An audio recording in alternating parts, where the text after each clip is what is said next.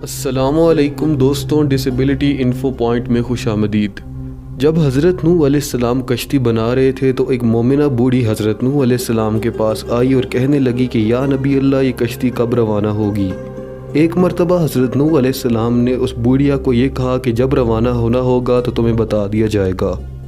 وہ بڑھیا یہ سن کے چلی گئی اور کشتی کے روانہ ہونے کا انتظار کرتی رہی، اور اس دوران عذاب آ گیا اور حضرت نوح علیہ السلام اس عورت کو نہ بلا سکے۔ ظاہری طور پہ حضرت نوح علیہ السلام کو اس عورت کو بلانا بھلا دیا گیا۔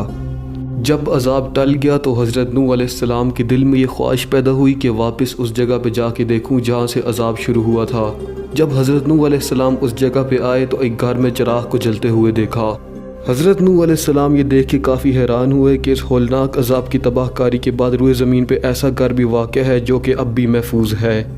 جب حضرت نوح علیہ السلام نے یہ منظر دیکھا اور تکبیر بلند کی، تکبیر کی آواز سنتے ہی وہ بوڑھی اپنے گھر سے باہر نکلی اور حضرت نوح علیہ السلام سے کہنے لگی کیا کشتی تیار ہے اور جانے کا وقت آ گیا ہے؟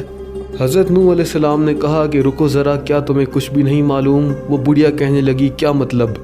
آپ علیہ السلام نے فرمایا کہ یہاں ایک تباہ کن سیلاب آیا ہے اور ایک طوفان آیا ہے جس کی وجہ سے سب کچھ تباہ ہو کے رہ گیا ہے، کیا تمہیں کچھ بھی نہیں معلوم؟